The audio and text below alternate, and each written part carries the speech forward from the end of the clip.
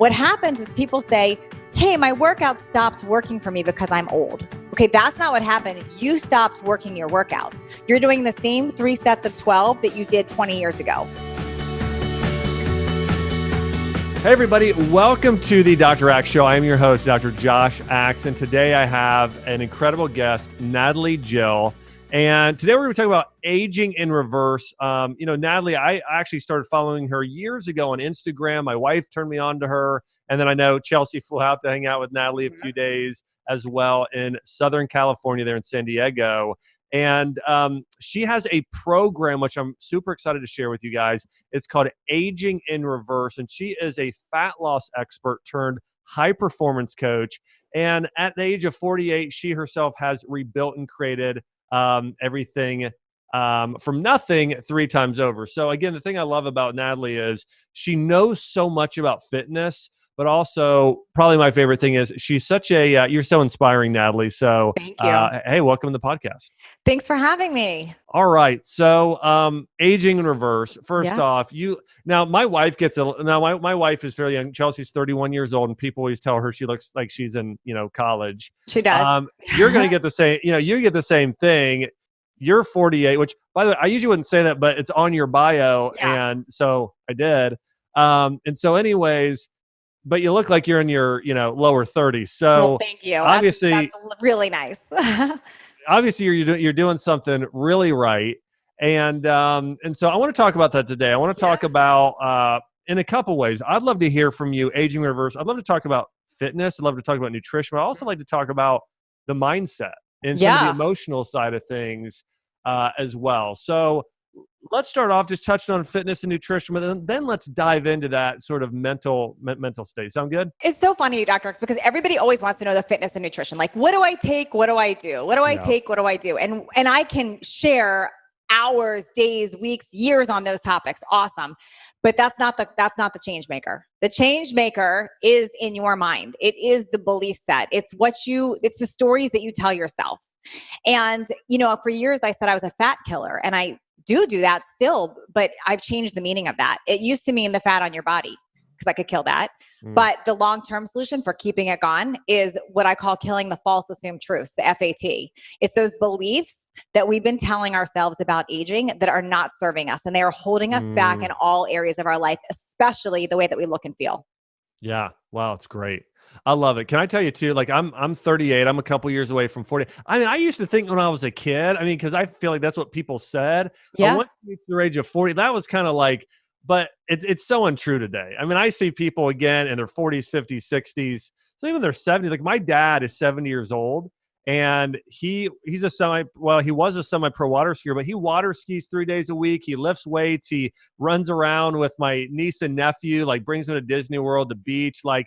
He's ripped and healthy at 7 years old. So all that being said, I think some of those old stigmas, some of those might be around, but I agree with you. I think they're old. Totally. And that's what was getting to me. And that's why I sort of pivoted into this huge focus, because I would constantly get 2 things. I would get, how are you 48? You don't look 48. And to me, I didn't take that as a compliment. I took it as, what the heck do you think 48 is supposed to look like? Because to me, this is what it looks like. So that was coming up a lot. And then the other thing that was coming up is this story that women, especially women, have, that they're too old and it's too late. And when women would say that to me in roundabout ways or direct, I would look at them like they're crazy. Like, why? Who told you that? Why do you believe that? And I am very aware now that that's a media thing. It's a traditional thing. It's been passed down friends to friends. Like, women have been told this, and it's a bunch of baloney. And if we buy into it, we're going to make that stay around and be true. Wow. That's great. So just to be clear, do you want to talk about health and nutrition, sure, or do you want to dive right in? Okay, let's do this. So we're going to do a bulk talking about mindset, but let's dive in and talk about aging in reverse. What are some of the diet and fitness tips that you have for people? So I look at it as a triangle. Picture a triangle. So there's state, plate, and weight. So state is your mindset piece, which is the top most important part. Then the plate is nutrition. That's another corner of it. Yep. And then the weight is the workout. So all 3 are important. Okay. That first piece is the critical piece, and we'll come back to that. So when it comes to nutrition, I have some very basic rules, and they're very similar to your rules, Dr. Axe, by the way. So, and I'm just going to go over those basic rules. And these apply no matter what what somebody's doing, whether they're following keto, like in your book, or they're following, mentioned other guests that you've interviewed, their programs. This can apply really to anything, but these are the rules that you have to do. Number one, you have to unprocess your diet. You have to eat natural, wholesome foods that once grew, because those are good for you. They're loaded with antioxidants, especially the fruits and vegetables, obviously. We need lean proteins. We need the healthy fats. We need the good for you carbs. And I know you talk a lot about vegetables. So that stuff, unprocessing your diet, is step one in nutrition. Now, before somebody says, I already know this, I heard it. Okay, but do you do it?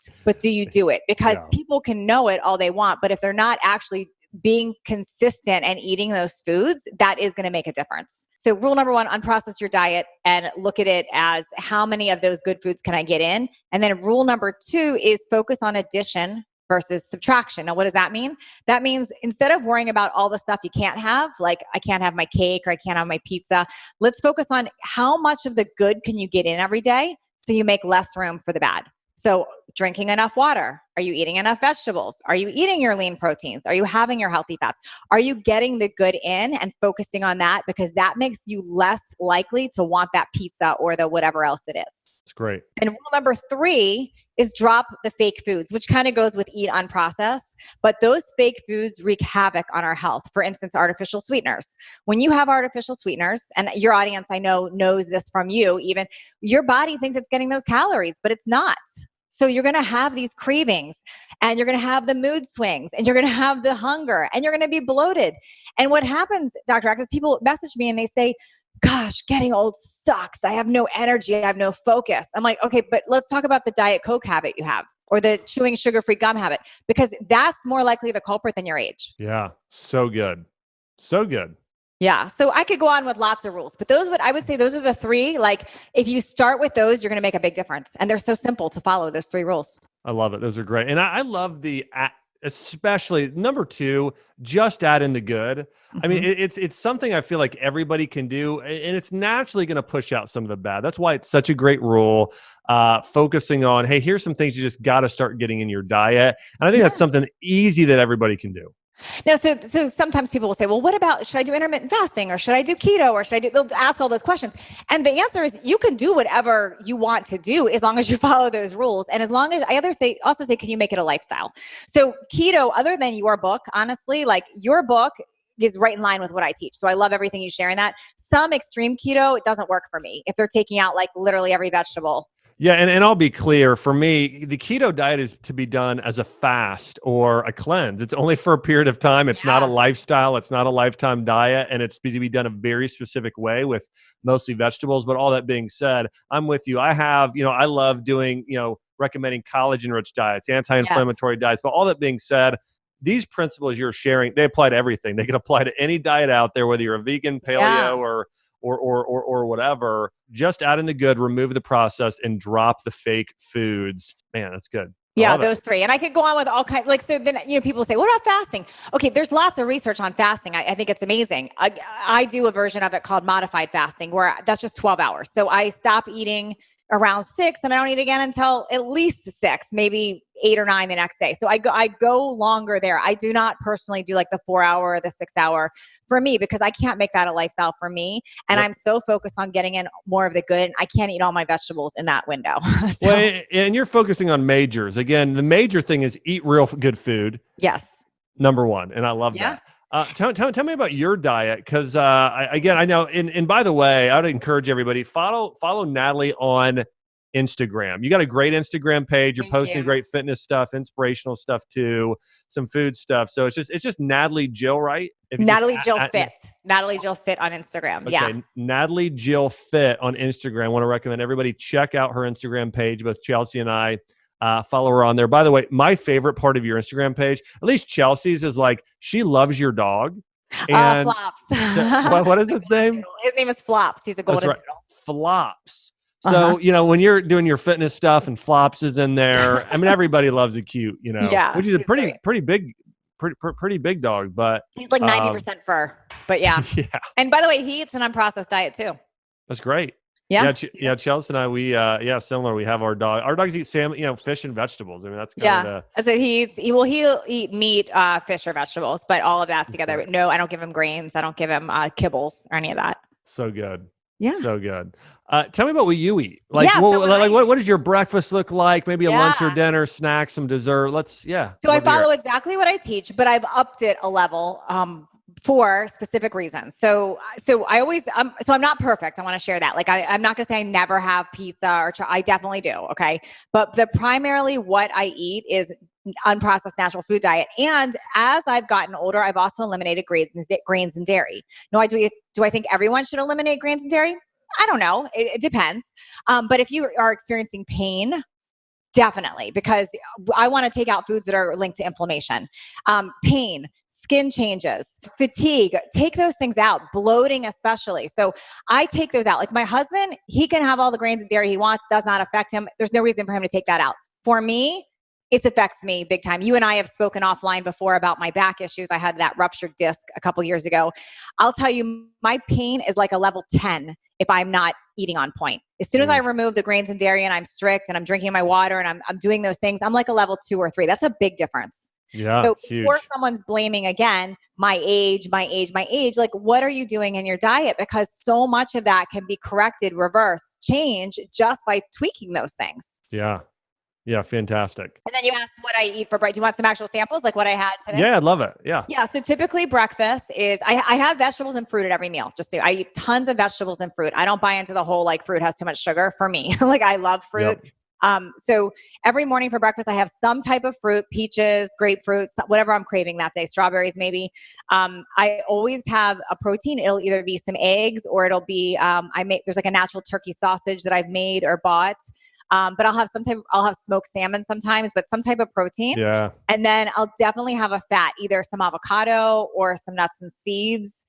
Or maybe I'll have some coconut milk if I'm feeling like a smoothie, and I'll mix that something together with coconut milk. But typically that's like my go-to breakfast. I do not eat until I'm hungry. So I don't force it in. If I wake up at, 6 and sometimes it's 9 or 10 before I'm having that first meal. So I go off of like when I'm actually craving it and hungry.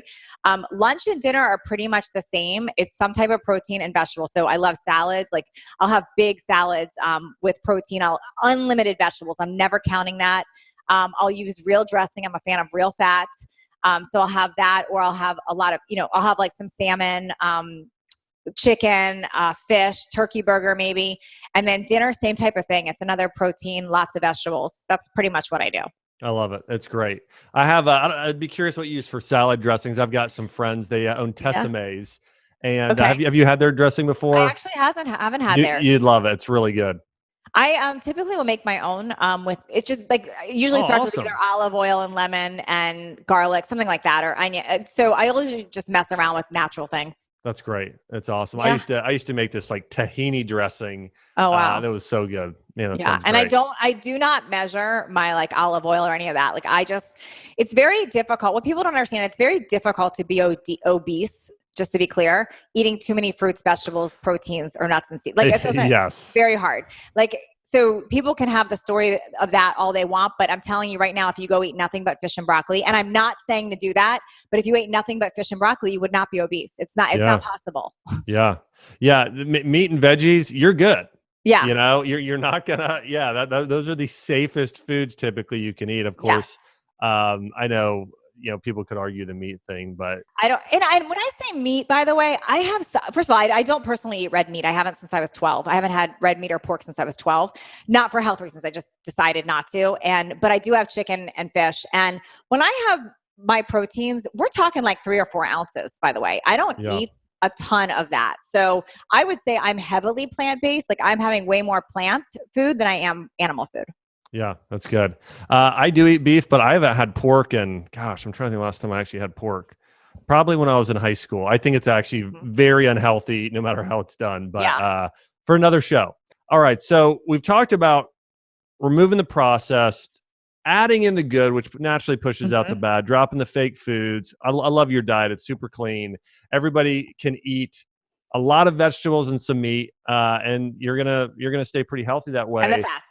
You can have fats. Lots of fats. Uh-huh. avocados, coconut, the olive oil, all the good stuff. Yes. What about snacks? Like, what do you like to do for snacks? Yeah, it's funny. When I stick to my no grain, no dairy, by the way, I'm not hungry.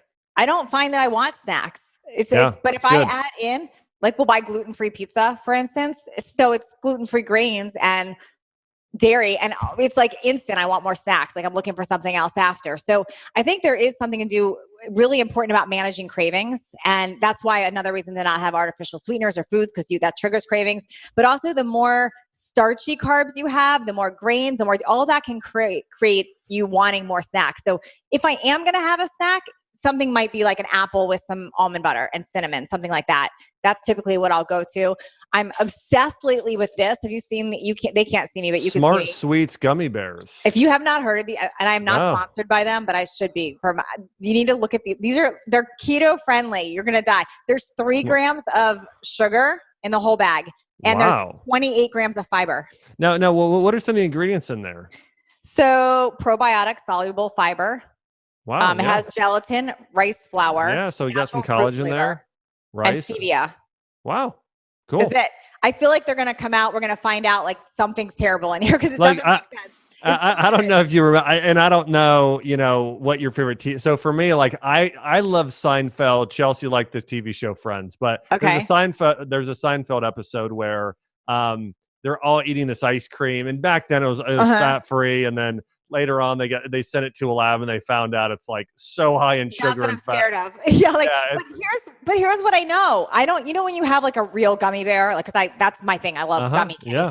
It spikes your insulin, you crave more. Like I couldn't stop. This I have a little bag, I'm done. There's 28 grams of fiber, you're full. It's like not so that's that is a snack I probably have every day now because I just love that. I'm obsessed until I find out there's something wrong with them. Yeah, that's great. I love it. You shop at health food stores very often? I do shop at Whole Foods, and then we have a natural one here called Jimbo's that I like even better because it's actually everything in there is organic and they don't use plastic. It's a great store. Cool. So I think I've heard of Jimbo's. That's awesome. Yeah, it's my favorite natural food store in San Diego. And then so I'm either getting stuff from Whole Foods, Jimbo's, or Amazon pretty much. That's great. Yeah, I mean, I'll tell you guys out in California now, I mean, Nashville, we've got some good stuff now too. Mm-hmm. I mean, when I first moved to Nashville 10 years ago, especially for restaurants, there was nothing. I mean, literally, I ate every meal at Whole Foods. And then now we've had a lot of people move here from California and other areas, open up restaurants. Like Nashville's like this foodie city now. I mean, it's fantastic. We got great food. We got loads of healthy stuff. And it's great. Like I'm walking distance from a Whole Foods and a Trader Joe's, and there's another health food store called Turnip Truck. But yeah, you guys in California, I mean, you guys have had it made for years. Yeah. Yeah. We do have it pretty good here. I'm not going to lie. It's one of the reasons I moved here. I like that. No. Where are you from originally? Originally from Washington, D.C. area. And I always felt called, it's so funny because that's another thing. People will say, if I lived where you lived, I would be fit. Which is, by the way, baloney. Like you can. Oh, yeah. And I want to be clear that I chose to live here. Like you can choose to move places. I left a job. I left everything I knew. I chose to move here not knowing anyone. So it's always a choice. You can always plant yourself where you want to be. Yeah. That's good. And if you can't, then if I was forced to live someplace I don't want to live, I'd probably have pictures of ocean on my walls. I would just I would create that environment. Yeah. That's what I would do. No, it's good. I mean, Washington, D.C. isn't too. Actually, your weather is probably it's not pretty quite bad. I'm not going to lie. I hated it there. Okay. Got it. Yeah. I grew up in Dayton, Ohio, which, I love the city I grew up in, but it was probably weather-wise. I mean, in the winter, I mean, you won't see the sun for, 3 months. My wife grew up in Minnesota, which was even worse. I mean, she was in the middle of nowhere. You can't even go outside. Yeah, it's bad. Talking about that, let's talk about staying active. Yeah. Let's talk about fitness. Yep. I was talking about this and you were saying before we started, I interviewed recently Chalene Johnson. Yeah. And you guys are friends? Really good friends. Yeah. Yeah. So we were talking about the mindset. So I don't want to get into mindset yet, but I do. So we can talk about fitness. Her and I, she's one of my best friends, but we definitely have a difference of opinion on workouts. So I can share that if you want. I'd love to hear that. I mean, we talked a little bit more, we talked a little bit about too, just the fitness industry, the culture, the vanity. So, and then also some of the positives, but also some of the negatives on Instagram of, comparing yourself to others, having to look a very specific way. So we can get into that with mine. So let's talk about fitness first, and then we can dive into that stuff. So I have 3 rules with fitness also. Okay. So the first one, they kind of go together. So the first 2, there's 2 words that you want to use with fitness, progression and intensity. So I am of the belief, and I've really anyone that's worked with me has experienced this, that there's 2 things you have to follow with your workouts. Are you progressing and are you being intense? Now, those mean different things to different people. So I'm going to explain my definition. Progression means you are challenging yourself continually. So if one day you can do push-ups off the wall, and those are getting easy for you, you're going to move to push-ups off a chair. And then when those are getting easy, you're going to move to push-ups off the floor. And when those are easy, it's putting your feet up and making a decline. You're constantly progressing. What happens is people say, hey, my workout stopped working for me because I'm old. Okay, that's not what happened. You stopped working your workouts. You're doing the same 3 sets of 12 that you did 20 years ago. That's a problem. That's not progressing. So progression is whatever you're doing, whatever you're starting from, you must progress it so you can create that resistance, so you can create that tension, so you can create that muscle growth. So progression, I see it all the time. People can say they don't do this. I see it at the gym. 3 sets of 12, same weight, over and over again. Their body's not changing. That's why. We're not progressing. You must progress, and you can progress through higher weight numbers, making it more challenging on yourself, doing more reps, going longer, but you have to progress. That's number 1. Number 2, the other word is intensity. Intensity does not mean you have to go be a sprinter like in the Olympics. Just means you're going to do what's intense and challenging for you. So take a chin up, for example. For you, I don't know how many chin ups you could do, but you could probably knock out, I would guess. I used to be able to do 30. Now it's probably more like 15 or 18. Okay, so let's take the 15 or the 18. Right now, if you were to do 15 or 18 chin-ups, if I said go as fast as you can, get 15 or 18 in, that would be intense for you. It would be intense. Yeah. For somebody else listening, maybe they can't do 1. Just working towards 1 is going to be intense for them. Okay? Yeah. But the key is, how can you make it intense for you? Because it doesn't matter. That person working towards 1 as a beginner or you working towards your 18 fast, that's both intense. It's the key is making it intense for you. What happens, especially women, they'll see someone on Instagram doing crazy stuff and they're like, well, I can't do that, so I might as well not even do anything. And what I want to say is start from where you are and make it challenging for you. That's intensity.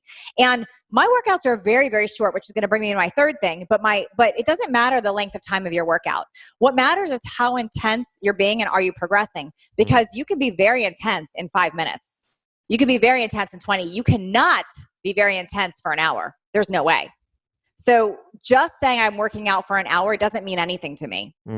Where is the intensity? Which brings me to the final thing is my workouts are short. You would be surprised how short. I mean, they're 5 minutes sometimes. They're 20 to 30 minutes is a long workout for me. And because I can't do it for that long, the level of intensity I do. And if anyone doubts that can change your body, I'm going to challenge you right now to pause this podcast and go try to hold a plank for 5 minutes and tell me that's not hard. Yeah. Because great point.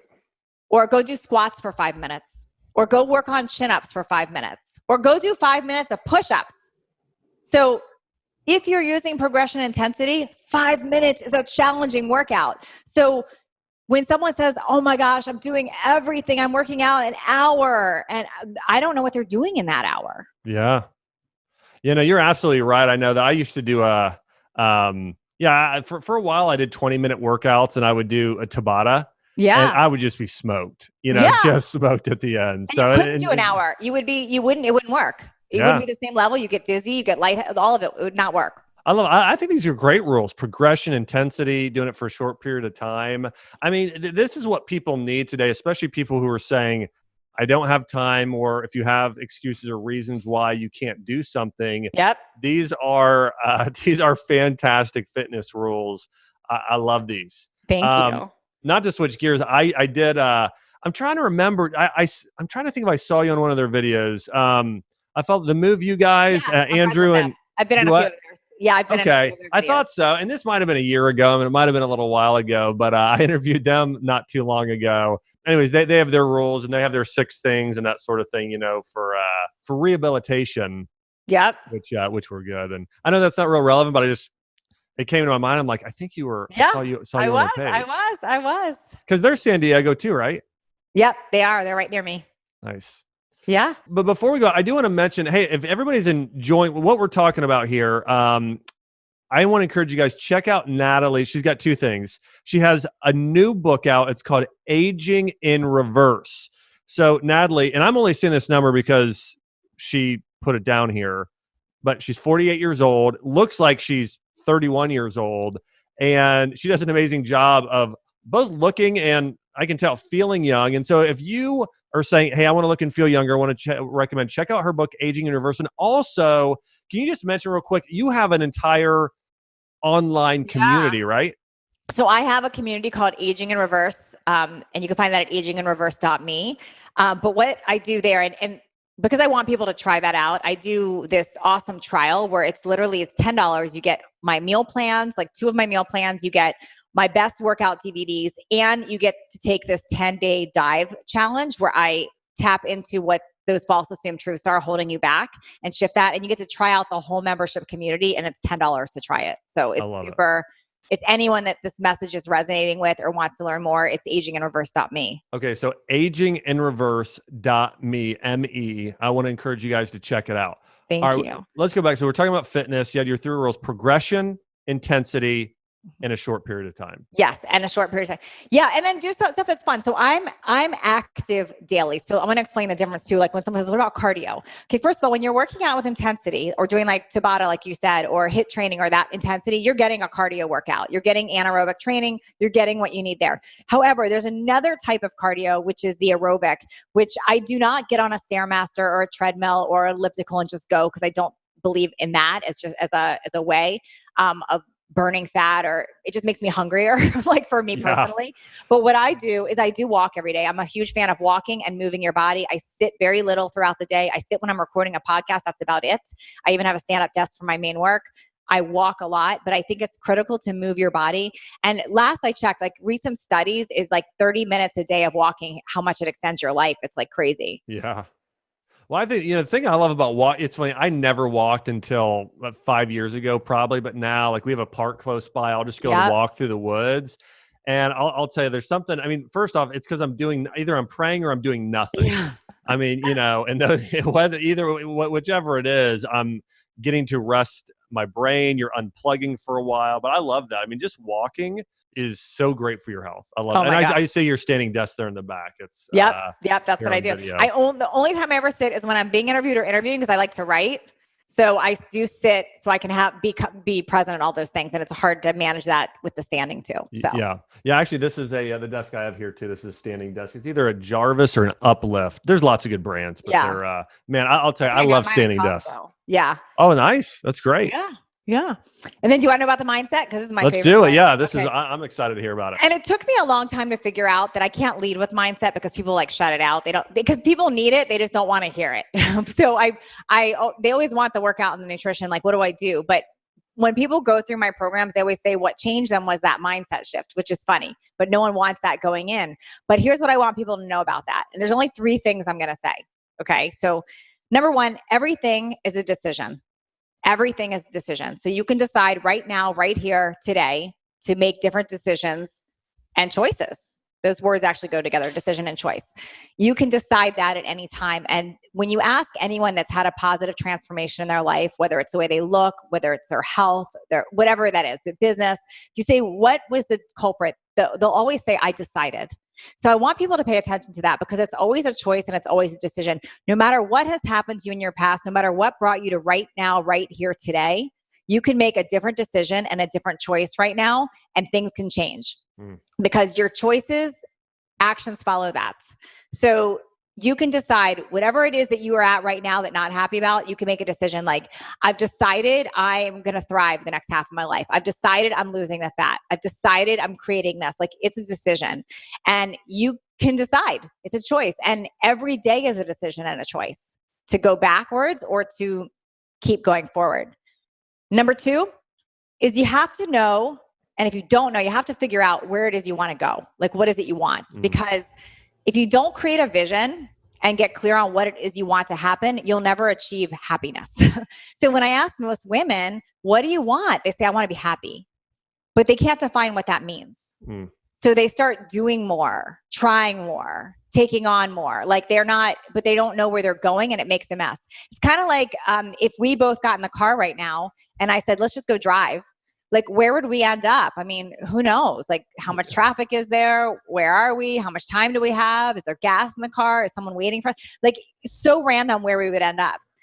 But if we both were clear that we're going to Maui, like we're like, you and I are going to get in a car and we're going to get to Maui. Like, we're clear. We would get there. We would drive to either the boat or we would drive to an airport. We would get to Maui because we'd be clear we're going there. So what I want to ask people that are listening is, spend the time before you're like, what's the diet I do? What's the pill I take? Like, what do I want?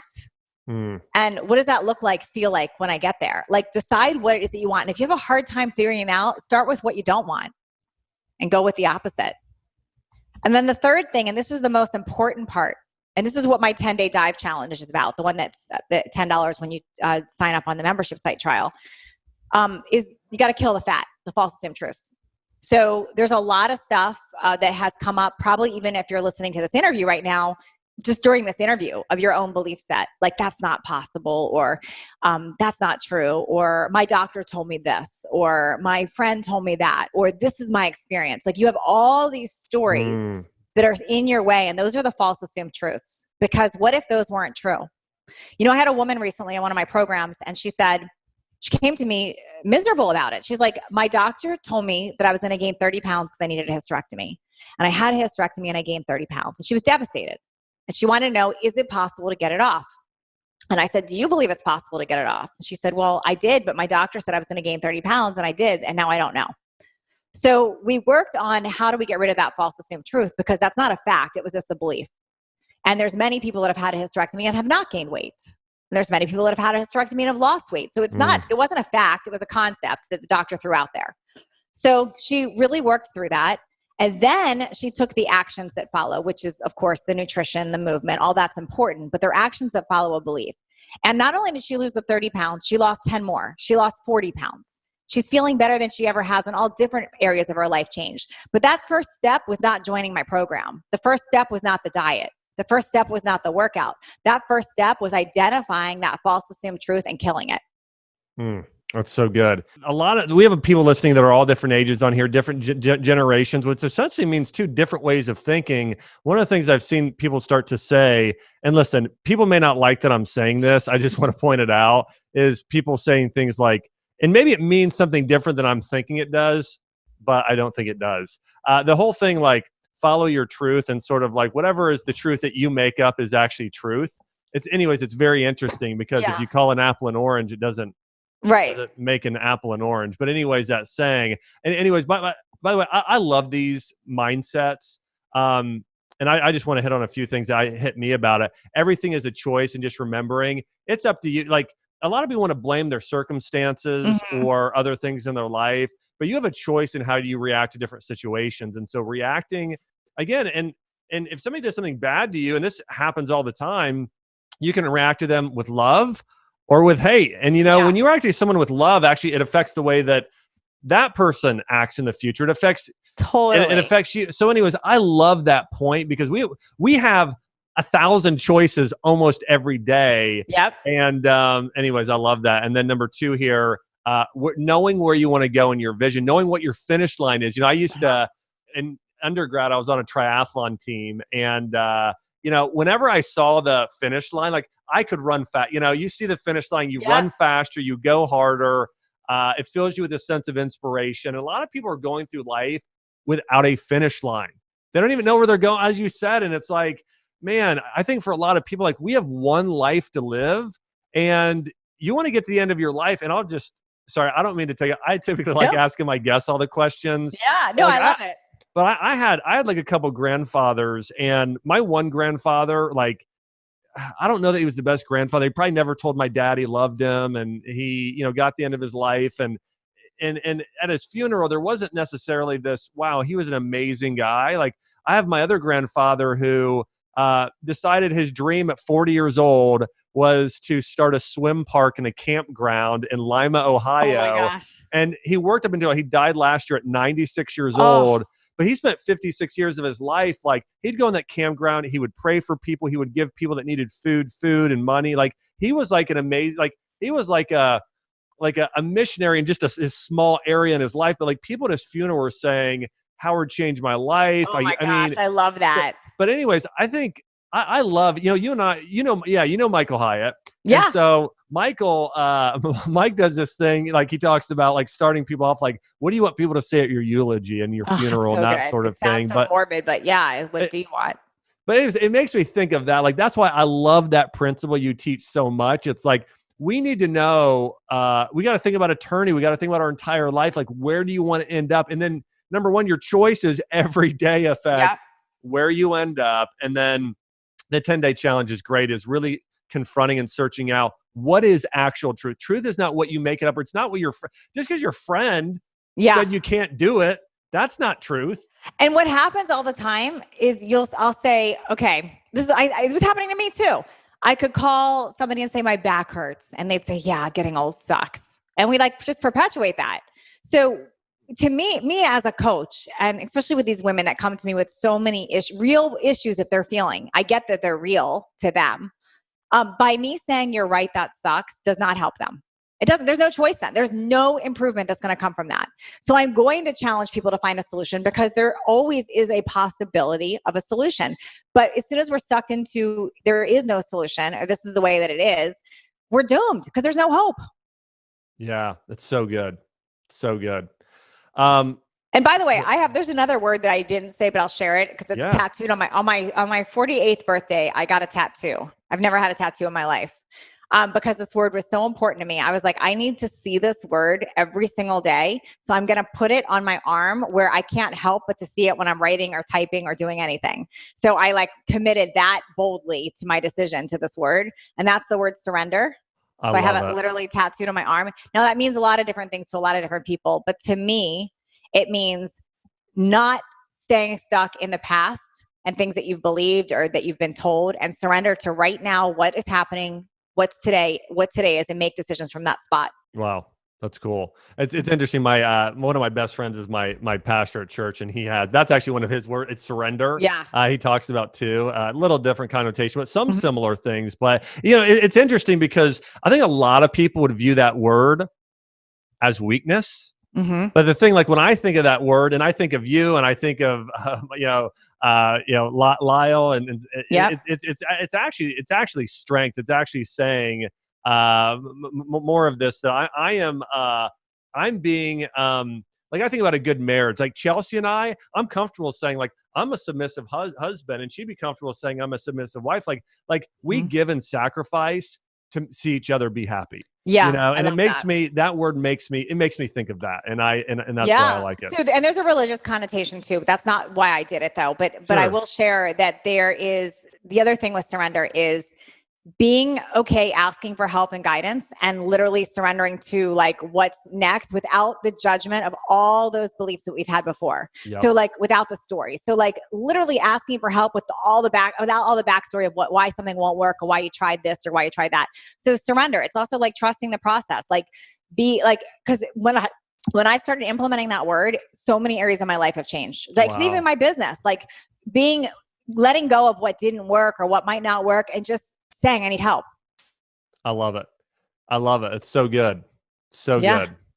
I want to encourage everybody, check out Natalie's, her new book. It's called Aging in Reverse. And again, the thing I love about Natalie is you've got you look young, but also you've got a young mind. I mean, that's the thing I love. Thank you. You're thinking about what to do, 50 years from now in the future, which I absolutely love. And then also check out, aginginreverse.me. Am I saying that right? Aginginreverse.me. Aginginreverse.me. Especially if you want to tackle those false assumed truths, because I go through every area of your life in those 10 days. So we start with, we do body, we do health, we do spirituality, we do business. So you can basically use that for any different area. I love that. That's awesome. Want to encourage you guys, check out Natalie's stuff. Also follow her on Instagram. It's at Natalie Jill Fit. Yes. You can follow her on Instagram there, and want to say, hey, thanks so much. Thank you. This podcast is for information purposes only. Statements and views expressed in this podcast are not medical advice and have not been evaluated by the Food and Drug Administration. Opinions of guests are their own, and this podcast does not endorse or accept responsibility for statements made by guests. In some cases, individuals on this podcast may have a direct or indirect financial interest in products or services referred to herein.